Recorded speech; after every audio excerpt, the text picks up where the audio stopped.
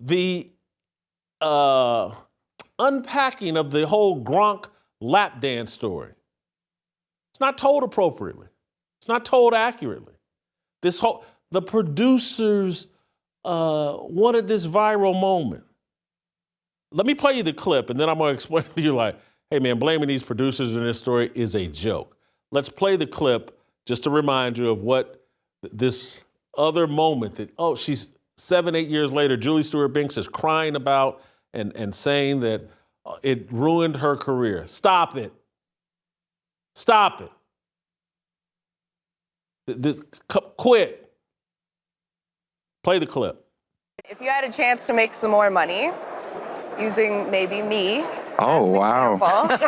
We're going to make it rain, Rob. Wow. Want to maybe show us a little Magic Mike?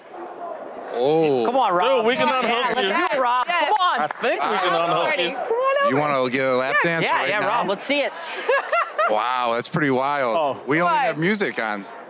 Well, we'll make our own music. Wow. Okay? Do we got any music? Yes. Let's.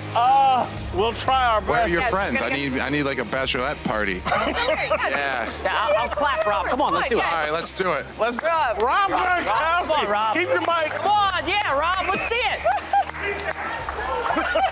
Wow. Look at it.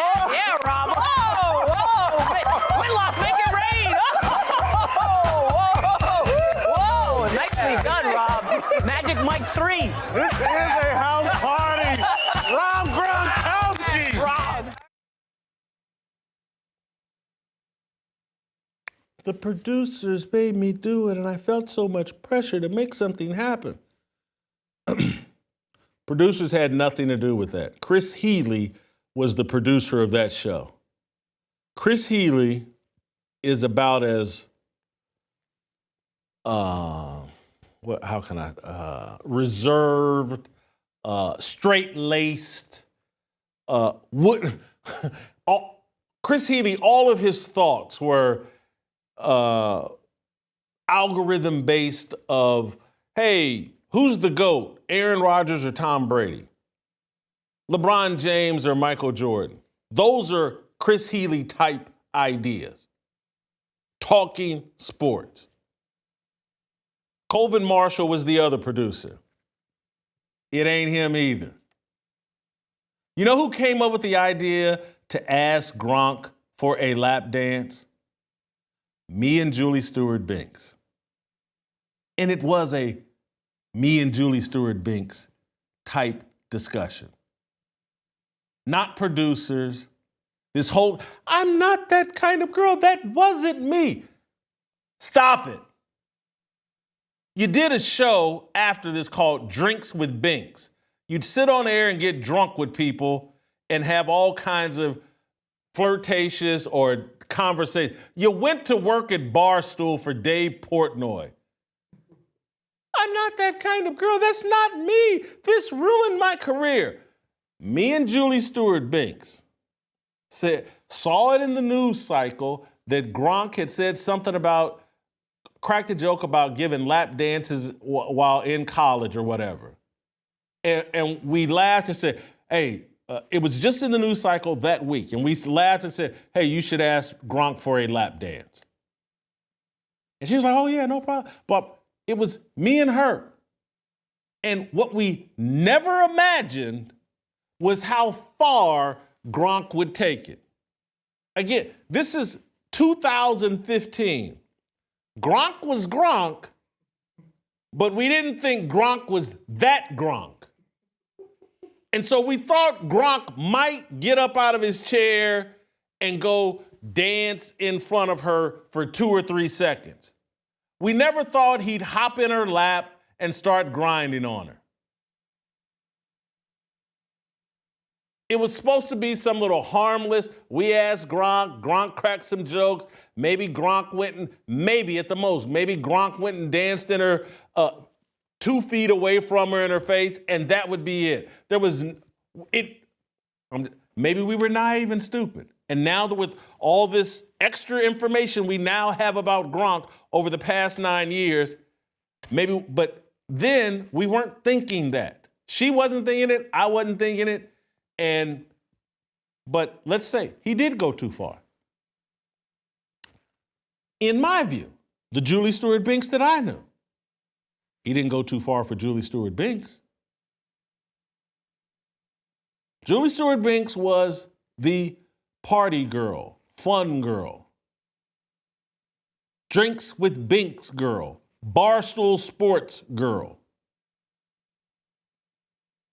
Katie Nolan, the exact same thing. And that's why she complained to GQ magazine or whoever was writing the story to blow this up, because Katie Nolan was jealous of the attention Julie Stewart-Binks got and the attention House Party on the Bay got. Tell the damn truth. And so when me and Julie Stewart-Binks at this time, friends, and so she's telling me her story about Charlie Dixon and all this, and I would listen to it. And I was somewhat sympathetic. But I was like, okay, again, I'm not saying this to her because I'm just not going to put myself in harm's way and tell a woman that I just don't know that well and one who's clearly looking for leverage. I'm not going to tell them the truth of what I really think. But the entire time, every time she told the story, and she told it several times, I was like, to myself, 28 years old, you went up into a grown man's hotel room at night after having drinks with him, and you're going up there to have more drinks, and it's under the pretense, I want to see the view from your balcony. I'm a grown man, and I'm supposed to, oh yeah, this is the crime of the century. This is OJ and Nicole. I'm surprised you came out alive. I can't do it. I know Julie Stewart-Binks.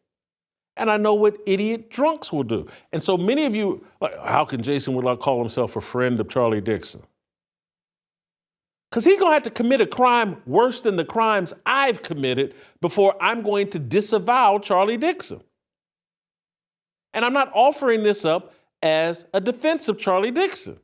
His behavior, stupid, inappropriate.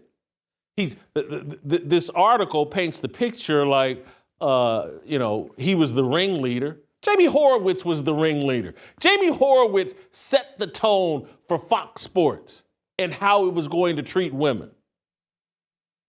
You want to talk about the real criminals, the guy that got fired instantaneously within minutes after they started the investigation because they had so much on him.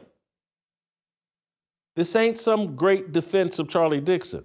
This dude drank too much consistently and made bad decisions, in my view. And again, I don't know what happened between him and Joy Taylor. Stupid to be involved with Joy Taylor. And based off how her career has gone, seems to me like she had some leverage over Charlie Dixon. I tend to agree with Nusheen. But when I think of crimes of the century, and again, people ask, and I'm not getting all defensive because I'm not going to disavow Charlie Dixon, but I just want you to understand how stupid I've been. And I want you to understand what a real crime. I'm not defending what Charlie Dixon did. This is inappropriate for a workplace. But this is how they've set these workplaces up. Men and women working together, women coming in dressed like they're about to hit the nightclub, men hiring women who really don't have a real role on these TV shows. What do you think is going to happen? This is how they set the whole thing up.